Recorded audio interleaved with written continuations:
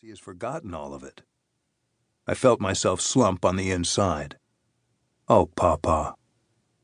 Image after image of youthful men, boys really, all crisp uniforms and smiles, surrounded by military trucks, government-issued tents, and palm trees. Men of a different era, their thoughts and dreams only hinted at by snapshots in time. Pawpaw, standing on his head in ocean surf, surrounded by his buddies, vibrant with their lives ahead of them. So many years had passed. The old man finally paused at one photo, fixated on a face, and he began to chuckle. I could write you a book about this guy. He pointed. Memories unlocked and poured in. My grandfather spent the next hour relating vignettes from his time in the Pacific Theater during World War II. His stories always centered on humor, perhaps because that was the type of tale most accessible for those of us who hadn't been there. As we walked through the parking garage, on our way out of the hospital, Dad validated the decision to bring the stack of old photos to lift Pawpaw's spirits.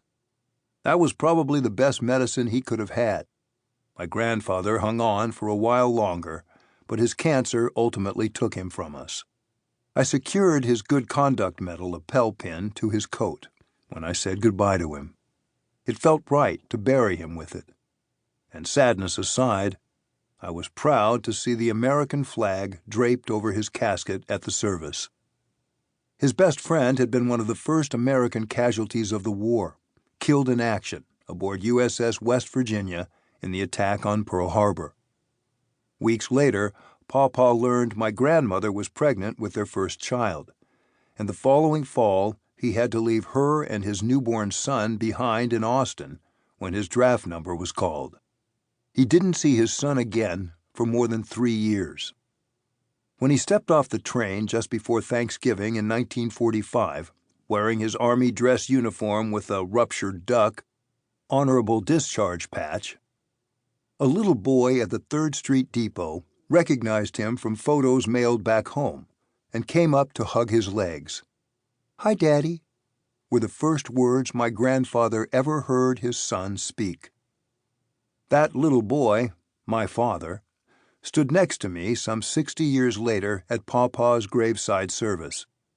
He pointed out the nearby VA marker for Lawrence Jones, my grandfather's older brother.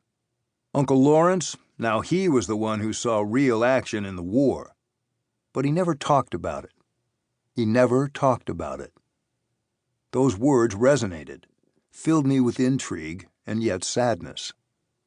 Where my grandfather Sonny Jones reveled in sharing his stories from the war, Lawrence Jones found ways to talk about anything else.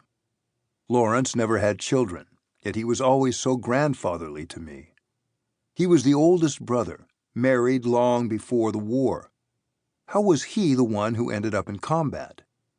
I never knew anything of his U.S. Navy service and now could never ask. Dad knew very little beyond a ship name, USS Astoria. Something about them seeing Kamikaze attacks, but nothing to elaborate on that. Uncle Lawrence never talked about it. He did, however, tend to grow faint at the sight of blood. There was a story there somewhere. Perhaps if I had found a book or website chronicling the wartime experiences of USS Astoria, that would have been the end of that. I set to work to learn more, and what began as a search about a dear family member's World War II experience quickly grew. I tracked down a Reunion Association muster roll and started making phone calls, interviewing shipmates. A few men even remembered Uncle Lawrence, Jonesy to them. Families and other surviving shipmates found me online and reached out to contribute. Some sent money to help fund a modest web page I built. Stories poured in, along with photographs and original documents, artifacts tucked away in dresser drawers and shoeboxes under beds, hidden from sight, long forgotten and neglected. New contact with families each year picked up around the holidays, driven by gatherings where a grandfather or granduncle's name came up and someone started searching online.